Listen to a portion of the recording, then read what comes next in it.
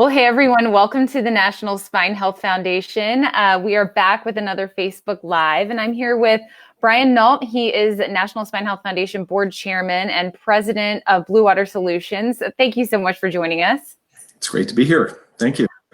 So we wanted to talk with you today about our upcoming We've Got Your Back virtual race. We know that you are a big supporter of the race, and you and your company are participating this year, our first year going virtual, so it's a whole new ball game. So before we get started on questions about that, can you just tell us about yourself a little bit, your company, and why you are affiliated with us at the Spine Health Foundation?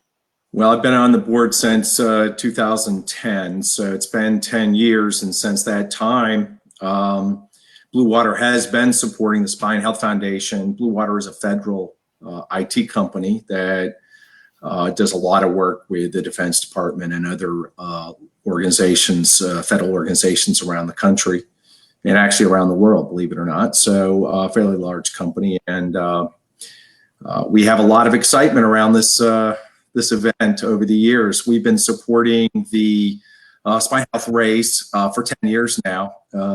Contributed tens of thousands of dollars to the race and participation over the years. So very excited to venture into a new activity, the virtual, this year.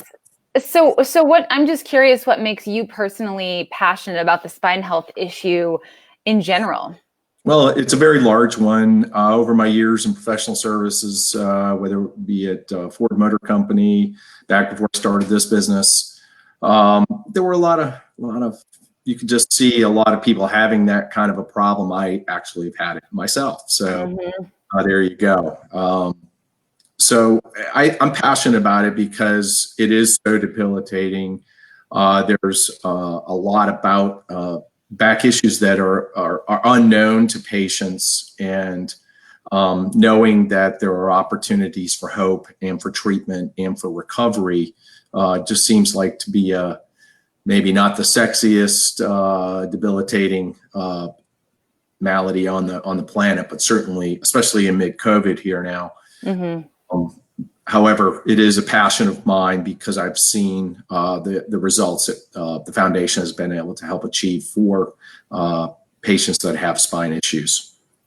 And you have a lot of employees that are participating in the race. How many, do you know? Actually 25 this year, including myself. I started my 10K a couple days ago.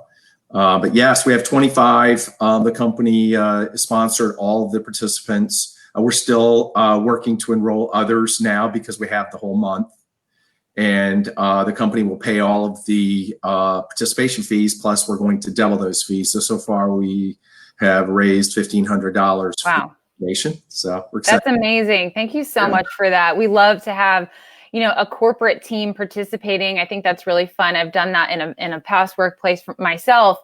And I'm curious, this idea of corporate wellness, it's sort of been growing in the past decade or so, becoming more and more prevalent. More and more companies are prioritizing that for their employees. They're seeing how it really adds positive benefits to workers and the workplace in general. So tell me about your thoughts on that and why it's important to you.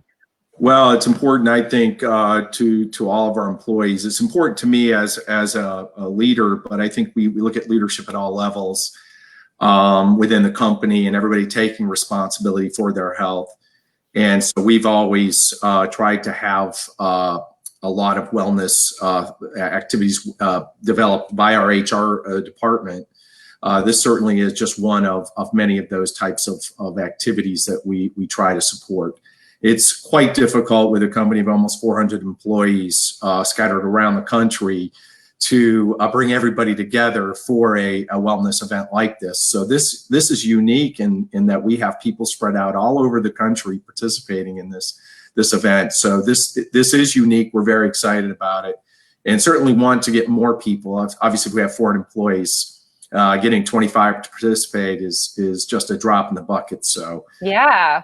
Man, if I worked for someone that was participating in this, I would be on it in a second. Of course, I'm a runner, so that makes sense. But even if you're not a runner, I mean, you can walk it, and we've got the 5K, the 10K, or the half marathon. You said that you were doing the 10K. Do you know anyone that's doing the half marathon?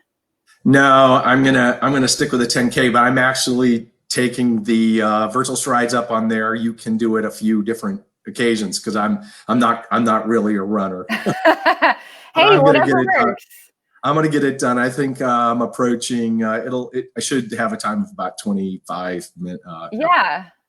an hour and 25 minutes. But anyway, yeah, that's I'm not a fast runner. Well, that's the great thing about a virtual race is you can do it any way that you want. Right. I'm curious, have you gotten any feedback over the years just from employees that sort of maybe appreciate your prioritizing of wellness and participation in things like this? And how have you seen it be a positive for your workplace?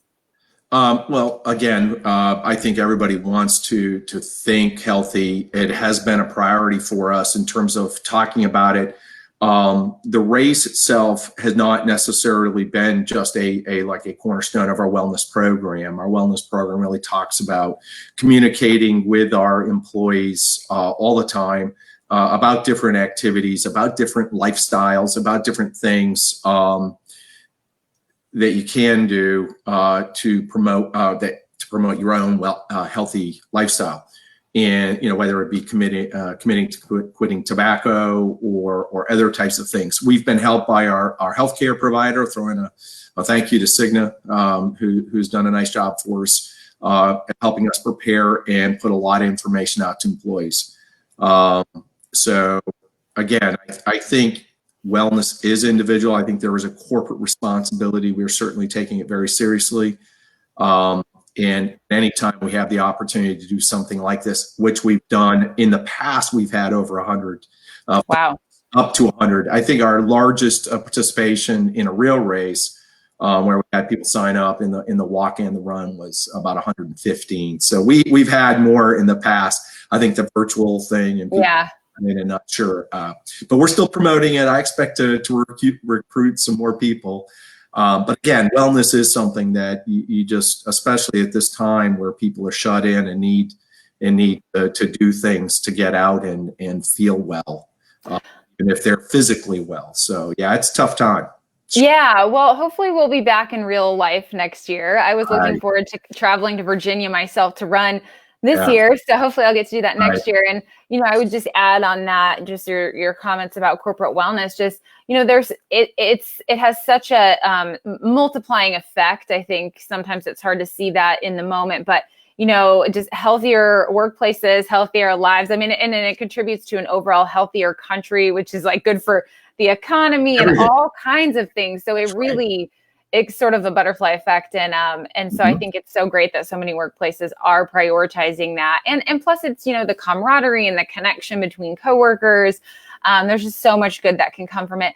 Last question for you, Brian, would just be, what would be your encouragement to maybe a business owner or a leader that hasn't yet, put this into practice for their company? What would you say to encourage them to do that maybe in the future?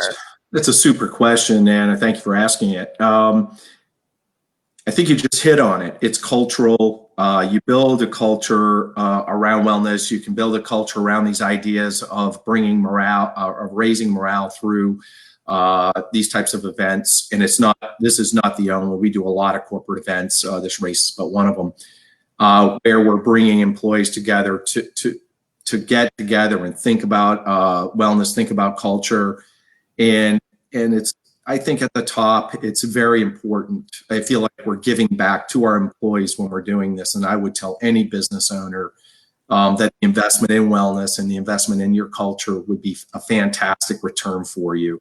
Not necessarily monetarily. I think, at this day and age, you just have to think about how you're giving back to your community and to your employees. And wellness is a key piece of it.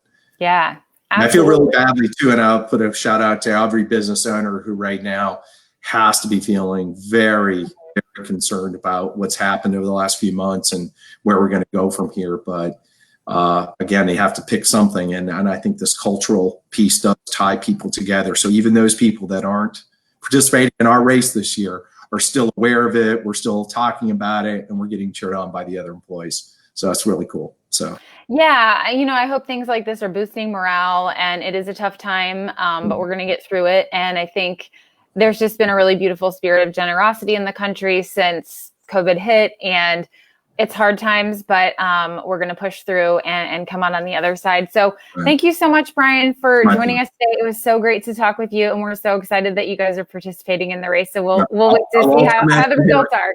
As I sign off, I will mention, though, there are a lot of other things that we need to be giving to right now, a lot of food banks.